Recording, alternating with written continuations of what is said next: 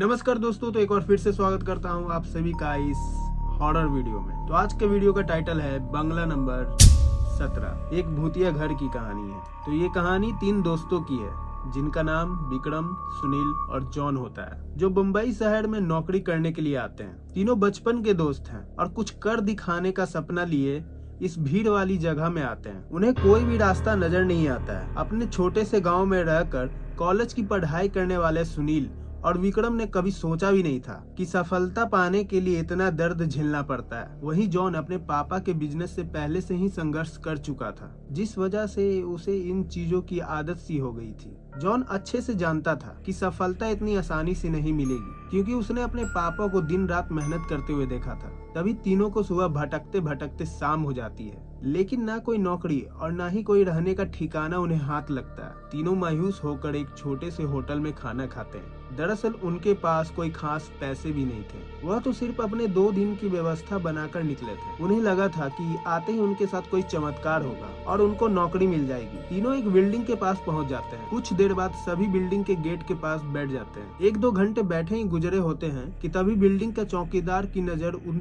तीनों पे पड़ती है और वो जोर से आवाज में उन्हें डांटते हुए कहता है, कौन हो तुम लोग यहाँ क्यों बैठे हो? तीनों अजनबी शहर में किसी को पहचानते नहीं है और ना ही उनका कोई ठिकाना है। तीनों अपनी जगह पर जल्दी खड़े हो जाते हैं और अपनी बात चौकीदार को बताते हैं। चौकीदार को तीनों की हालत देखकर उन पे तरस आ जाता है। उसे एहसास होता है कि कुछ सालों पहले ऐसे ही वो काम मांगने के लिए आया था, तब किसी ने उसे सहारा दिया था और आज कम से कम वह इतने बड़े शहर में छोटे से काम के साथ अपना जीवन यापन कर रहा है। जॉन उन तीनों में थोड़ा समझदार होता है। वो चौकीदार से कहीं रहने के जुगाड़ की बात करता है, क्योंकि उसे पता था कि अभी उनकी हालत किराया देने की नहीं है, तो उन्हें कोई किराए का कमरा क्यों देगा। तभी चौकीदार अपने एक दोस्त से फोन पे बात करता है, जो वहीं कुछ दूर आगे बंगला नंबर 17 में सफाई कर्मी का काम करता है। चौकीदार अपने दोस्त को सारी बात बताता है। तभी उसका दोस्त कहता है, मेरे साहब तो अपने परिवार के साथ 2 महीने के लिए बाहर गए हैं, तब तक मैं यहाँ रहने का आपका इंतजाम कर देता हूँ। यह बात सुनकर तीनों दोस्त बहुत खुश हो जाते हैं और वो जल्दी से चौकीदार से कहते हैं कि आप हमें बता दीजिए कि हम उनके पास कैसे पहुँच सकते हैं। चौकीदार कहता है, वह बंगला थोड़ा दूर है,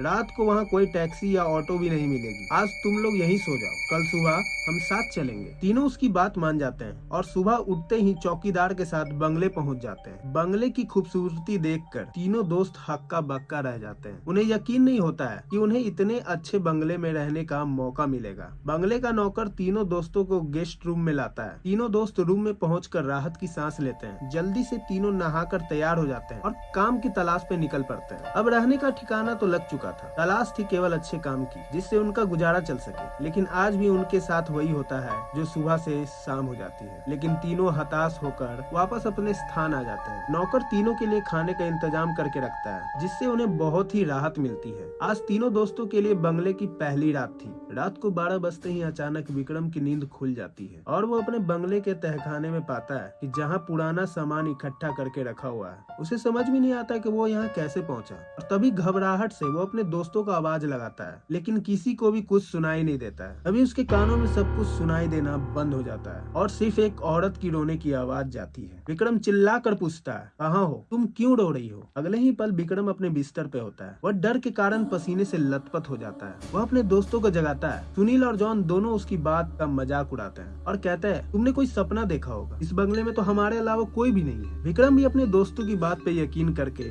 इस घटना को एक बुरा सपना समझकर नजरअंदाज करके सो जाता है। सुबह उठते ही तीनों दोस्त फिर से तैयार होकर काम ढूंढने के लिए निकल पड़ते हैं। लेकिन जैसे ही वो बंगले के गेट के बाहर निकलते हैं, अचानक कोई औरत आकर विक्रम को चिट्ठी देती है, जिसमें लिखा होता है, तुम इस पते पर आ जाओ, काम मिल जाएगा। और औरत अचानक भागते हुए उनकी नजरों से ओझल हो जाती है। तीनों दोस्त सोच में पड़ जाते हैं कि हमें काम की जरूरत है। यह इस औरत को कैसे पता चला? लेकिन तीनों को काम की बहुत जरूरत होती है। उन्हें लगता है कि भगवान ने उनकी मदद करने के लिए किसी को भेजा होगा और तीनों उसी दिशा में आगे निकल जाते हैं जहाँ का पता उस कागज में लिखा था। यहाँ पहुँचते ही उन्हें एक बहुत बड़ी बिल्डिंग दिखाई देती है। दरअसल ये बहुत बड़ी कंपनी होती है और तीनों कंपनी के गेट पर पहुंचते हैं और वहां के एक सिक्योरिटी गार्ड के चिट्ठी दिखाते हैं। सिक्योरिटी गार्ड चिट्ठी नियुक्त विभाग के पास भेजता है और जैसे ही प्रबंधक को वो चिट्ठी मिलती है तो उसमें उसके मालिक का हस्ताक्षर होता है। वह उन तीनों से पूछता है, आप हमारे मालिक को कैसे जानते हैं? तभी विक्रम जवाब देते हुए कहता है, मैं तुम्हारे बॉस का दोस्त हूँ। अब प्रबंधक के पास इसको काम न देने के अलावा कोई विकल्प नहीं था। इस कंपनी के मालिक का हस्ताक्षर जो उस चिट्ठी पर मौजूद था। कंपनी के मालिक 7 दिनों की ट्रिप पर विदेशी कंपनियों के दौर में थे और उस बीच उनसे कोई संपर्क भी नहीं था। इसलिए प्रबंधक ने उन तीनों को काम पर रख लिया और अपने साथ उन्हें काम की जगह दिखाने ले गया। लेकिन विक्रम अचानक से दूसरे रास्ते तरफ मुड़ जाता है और वो सीधे बॉस के चेम्बर के सामने पहुंचता है और दरवाजे के ताले को पासवर्ड से खोल देता है। कंपनी के प्रबंधक ये देखकर आश्चर्यचकित रह जाते हैं। उसे यकीन नहीं होता है कि जो पासवर्ड केवल कंपनी के मालिक जानते हैं वह इसे कैसे पता चला। अब प्रबंधक उसे कोई खास आदमी समझने लगता है। उसे पूरा यकीन हो जाता है कि हो ना हो यह व्यक्ति बॉस ही ने भेजा है और वह उसे बिना रुके अंदर जाने की इजाजत देता है। जॉन और सुनील ये सब देखकर समझ नहीं पाते हैं कि विक्रम को ये सब कैसे पता चला। तभी अचानक विक्रम सभी को बॉस के चेम्बर से बाहर जाने को कहता है और चेम्बर का दरवाजा बंद कर देता है। कुछ ही घंटों के बाद प्रबंधक को बॉस का फोन आता है और बॉस प्रबंधक से पूछता है कि मेरे कंप्यूटर को किसी ने इस्तेमाल किया है। तभी प्रबंधक सारी बात बता देता है। बॉस गुस्से में मैनेजर को बोलता है, जल्दी से जाओ, उसे रोको, नहीं तो मैं बर्बाद हो जाऊंगा। और जैसे ही प्रबंधक चेम्बर का दरवाजा खोलता है वो देखता है कि विक्रम बेहोश पड़ा है। प्रबंधक अपने सुरक्षा कर्मियों के साथ उसे उठाने को कहता है और कुर्सी पे वापस बैठाता है। तभी विक्रम को होश आता है। प्रबंधक गुस्से में विक्रम को बोलता है, तुमने क्या किया? मेरे बॉस मुझसे बहुत नाराज हैं। लेकिन विक्रम को कुछ याद नहीं है वह अपने बंगले के गेट तक कैसे पहुंचा। दरअसल वो बंगला पहले उसी बॉस का था और बॉस ने बंगले को अपने ऑफिस की एक लड़की के लिए खरीदा था और कभी कभी वहाँ रहता था, जो कि उस कंपनी में काम करती थी। बॉस पहले से शादीशुदा था